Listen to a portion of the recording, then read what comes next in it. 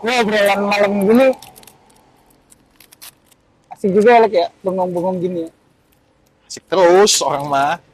Tapi ada yang nggak asik sih, Lek, sebetulnya, Lek. Apa? Si bensin naik lagi, Lek. Kena berapa itu? Sehari kena berapa? Sehitungannya full tank ya. Full tank motor ya. 40.000 lah, Lek. Sebelumnya? 40.000. Sebelumnya bisa 30 ribuan juga udah full tank, udah enak tuh full ya. Nah itu 20-30% lah ya. parah banget ya. Itu berasa sih, like, buat kaum proletar kayak gue sih. Emang gua apaan? Berasa banget sih. Nggak tahu ya kenapa sih. Kok demen banget gitu naikin harga. Dan tiba-tiba. Nih, awalnya misalnya hari ini gue jalan. Lihat kan pelang pom bensin ya. Oh ada, biasalah. Besoknya, like, lah kok tiba-tiba berubah itu gitu loh. Kenapa mesti gitu sih gitu loh. Gue mikirin, ya Allah. Gimana ya? Kagak bisa, Jo. Kita bicara bensin, itu kan bicara bahan bakar minyak ya. Iya. Nah, secara fakta, umum dimanapun, minyak itu impor. Kita kan punya. Ya kita punya, tapi nilai produksinya tidak akan memumpuni untuk memenuhi. Gitu loh. Kualitasnya juga tidak memumpuni. Gitu loh. Maka Produksi itu mengolah ya. mengolah gitu loh. Oke. Sekuat-kuatnya Pertamina, kemampuan untuk memenuhinya itu bisa dikatakan tidak tercapai. Maka di situ akan ada kebutuhan lebih. Nah, gimana untuk memenuhi kebutuhan itu? Berarti kan mau nggak mau harus ada pasok tambahan. Nah, pasok tambahan itu masuk dari luar. Maka statusnya pasti impor. Oke. Masalahnya gini. Aktivitas ekspor, impor, belanja luar negeri ya, antar negara, itu pasti dipengaruhi dolar. Nah, lu jangan pernah melepas faktor yang penting, yaitu pengaruh dolar terhadap rupiah. Sekarang gini, kita bicara ya, dolar naik dari 17.000 jadi 18.000. Oke. Anggaplah ya, berarti kenaikannya cuma 1.000. Kenaikan 1.000 per dolar otomatis mempengaruhi nilai belanjanya. Kalau sekali belanja dulu tuh 1 juta barel, berarti sekitar berapa? 17 triliun lah ya. Oke. Anggaplah 17 miliar ya. 17 miliar. Oke. Sekarang dia harus nambah 1 miliar. 1 miliar. Ya. Benar nggak? Harus nambah 1 miliar dari 17 miliar jadi 18 miliar. Karena dolarnya naik jadi 18.000. Ya. Nah, pertanyaannya kenapa naik? Nah, itu dia. Itu yang harus dijawab. Kenapa dolar itu harus naik? Sebetulnya patokannya tuh dolar ini patokannya apa gitu? Kalau rupiah patokannya dolar. Nah, ya. Gini. Itu patokannya apa tuh? Dolar, kalau dulu mata uang, kertas, itu bersandar sama uang. Wah, itu udah mafhum lah. Bersandar sama uang. Maksudnya gimana? Bersandar sama uang. Bersandar sama emas. Emas. Oh, oke. Tahu lah, banyak tuh yang cerita bagaimana sejarah-sejarahnya.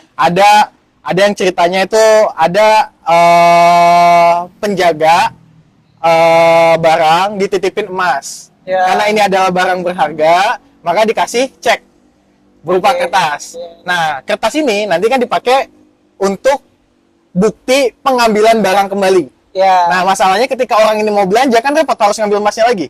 Terus gimana caranya dia? Pakai kertas lagi, itu. Kertas lagi. Nah, nanti kertas itu sebagai penjamin bahwa dia punya uang sebenarnya di penyimpanan tadi. Nah, kertas inilah yang nanti akan berubah menjadi uang. Sandarannya emas. Clear, nggak ada masalah. Sekarang masalahnya muncul pada saat pasca Perang Dunia Kedua. Oke.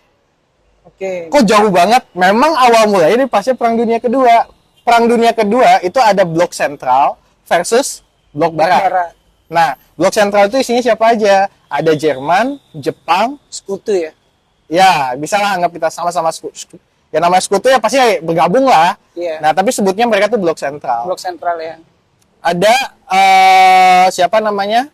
Ada Jerman, Jepang, sama Itali. Musuhnya yang sekarang jadi pemilik hak veto PBB. Amerika, Berarti siapa? Amerika, Inggris, Prancis, Prancis, Belanda. Belanda nggak masuk? enggak, Prancis, terus Israel, terakhir ada Israel, ini Rusia, apa namanya, hak veto. ya hak veto. Oh, Nah, cuman nanti Israel nggak masuk. Tapi dari anggota hak veto inilah mereka pemilik pemenang perang itu. Makanya masuk tuh ada 5. Amerika, Amerika, Inggris. Rusia, Inggris, Prancis, yes. dan terakhir itu Cina. Gitu loh. Kok Cina masuk ya? Cina melawan Jepang. Cina yang menang. Itu udah jelas. Maka dia masuk tuh dalam kategori hak veto PBB. Nah, jadi gini, pada pasca perang itu kan bicara kebutuhan yang tinggi. Iya. Nah, belum sama efek kondisi tempat perangnya. Berarti banyak roda produksi yang mati. Kayak pabrik, rel kereta rusak, dan sebagainya. Itu besar terjadi di Eropa. Oke. Masalahnya, Amerika ini adalah pemain terakhir. Bukan pemain dari awal. Iya. Nah, artinya Rusia, Prancis, Inggris, gitu ya. Ini mereka tim inti dari awal yang berperang sama blok sentral tadi, sama Jerman. Di Perang Dunia Kedua Di Perang Dunia Kedua. Amerika pemain baru, tiba-tiba menang. Singkat cerita menang. Pemain lama, uangnya udah habis. Karena udah habis buat perang. Ya. Pemain baru, uangnya masih banyak. Oke. Disitulah dibuat konferensi Bretton Woods nanti muncul. Untuk apa? Memperbaiki kondisi Eropa. Oke. Yang dilakukan apa? Amerika menawarkan hutang. Oh. Kalau nggak salah besarnya itu sekitar 15 miliar dolar. Tahun itu ya. Kalau sekarang udah ratusan miliar dolar kalau udah diubah, dikursin.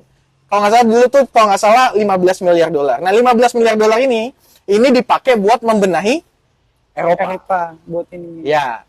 Nah, tapi dengan syarat seluruh aktualisasi transaksi nanti bersandar dengan dolar. Dolar masih pakai emas pada saat itu. Untuk nyetak dia wajib harus menggunakan emas. Oke. Bayangin sampai sini ya. Nah, Bretton Woods dalam 1 tahun itu tidak memberikan efek perubahan pada Eropa. Kenapa? Karena biayanya lebih besar lagi. Muncullah nanti IMF sebagai moneter lagi nantinya. untuk mendebit data-data perhutangan yang dipakai oleh negara Eropa sama Amerika. Masalahnya udah selesai? Oh belum. Amerika 2 tahun kemudian melakukan kebijakan Marshall Plan yang dimana Amerika juga pasti butuh dana juga untuk mencetak uang. Tapi dia stok cadangan emasnya memang masih banyak. Cuman kan sayang. Iya. Terus gimana cara?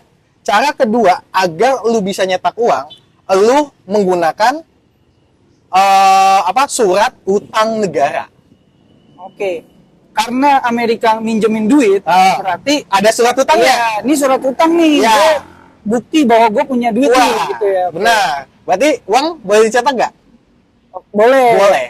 IMF, habis itu IMF dan World Bank membuat kebijakan skala universal bahwa seluruh transaksi harus menggunakan surat utang.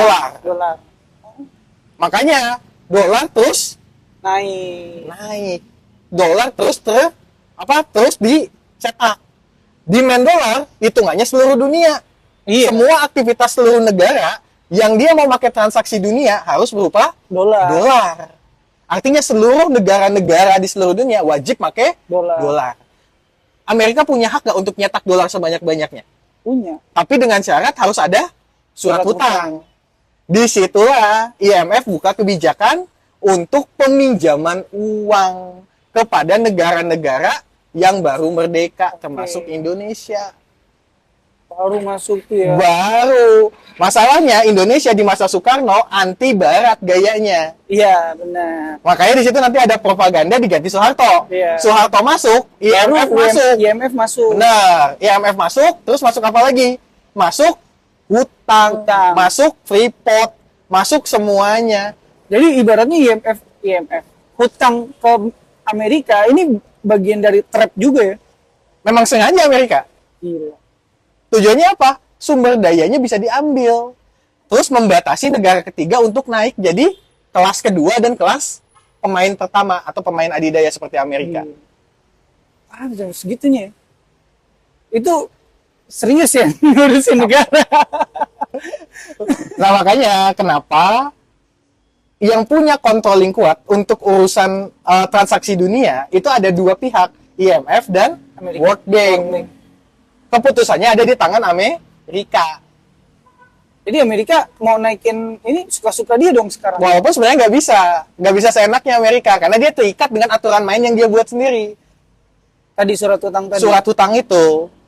Nah makanya kalau misalnya ditanya hutang terbesar itu punya siapa? Amerika. Negara dengan hutang debt terbesar itu Amerika. Padahal dia juga ngutang. Ya. Makanya kalau dikatakan Amerika itu kuat secara fakta memang yang terlihat realita kelihatan kuat.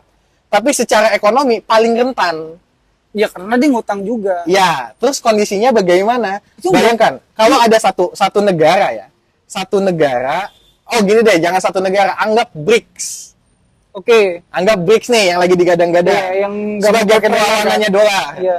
Kalau memang seluruh dunia aktivitas transaksi itu menggunakan standar BRICS, dolar nggak laku. Yes. Konsekuensinya?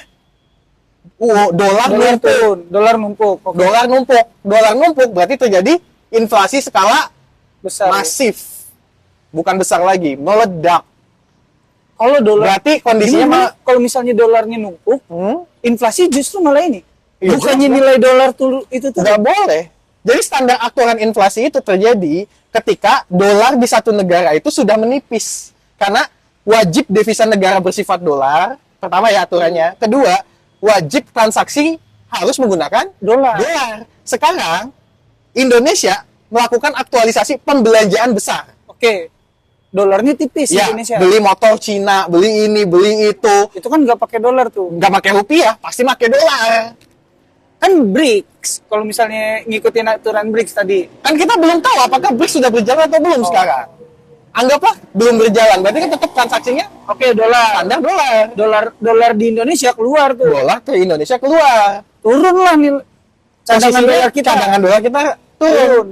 Amerika karena transaksinya tinggi, otomatis keuntungannya Tinggi. meningkat. Meningkat, oke. Berarti tingkat kekuatan dolar bertambah. Bertambah di Amerika. Dolar powernya bertambah, rupiah Turun. kondisinya turun melemah.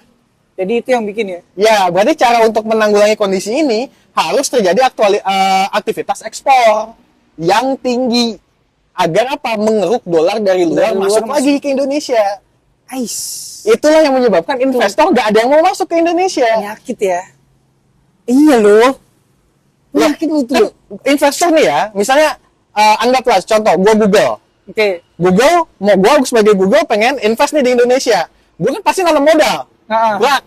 Masuklah berapa dolar tuh ya. berapa miliar US dollar untuk sebagai provide di Indonesia. Sudah masuk nih gua nih. Gua kan nanti ngelihat perkembangan potensi secara ekonomi. Potensinya meningkat. Berarti dolar nilainya akan relatif turun Oke, karena turun. turun status aktualisasi meningkat.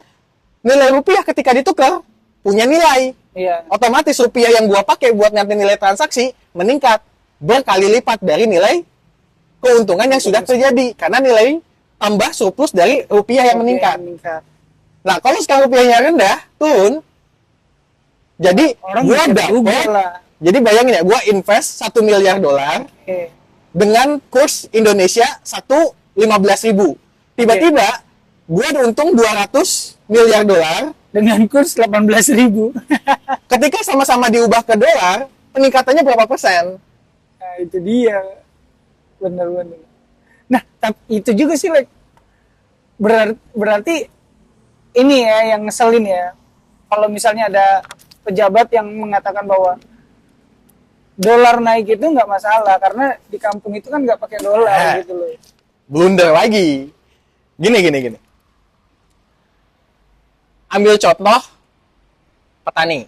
Yes. Petani itu bahan pokoknya apa? Bibit plus Pupuk. Bahan utama material pupuk impor. Impor ya? Lah kan bahan kimia. Oh iya. Siapa yang bisa produksi di Indonesia? Skalanya berapa besar? ambil contoh Pusri. Pusri ya. Ya. Pusri itu salah satu pemasok pupuk terbesar sebagai produsen pupuk. Tapi kan apakah bahan pokoknya cuma kotoran sapi? Kan enggak. Iya banyak lagi lah. Berarti harga pupuk naik nggak? Harga pupuk naik. Harga pupuk naik, berarti biaya operasional, Naik juga dong. harga bahannya, Iya. berarti raw materialnya seperti sayur berarti Meningkat juga. meningkat. Padi meningkat sebagai kebutuhan pokok. Berarti dolar yang naik misalnya di Jakarta, ya sekelas petani aja Kena bisa dampak. Kena dampak. Nah, jangankan gitu. Nggak kena dampak kok. Oke. Anggaplah petani pure. Nggak make pupuk, pupuk sintetis, tapi pakai pupuk organik nih. Pakai kotoran kambing, kotoran sapi, terus dipakai, sudah dikeringin, sampai zat haranya muncul, dicampur oleh tanah. Iya. Akhirnya tanahnya, Gembur. nilai pH-nya tinggi, Iya. nilai pH-nya bagus, cocok untuk pertanian, ditanam lah.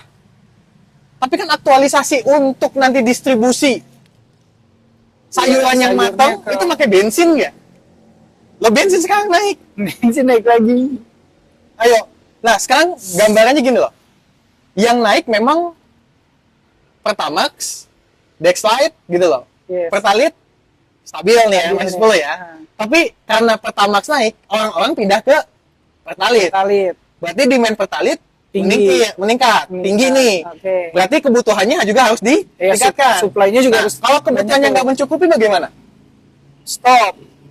Berarti barang langka. Barang langka. Berarti kewajiban harus Pertalite naik. Pertalit naik. Atau ekspor pertalit. Berarti naik lagi dong. Naik lagi dong berarti.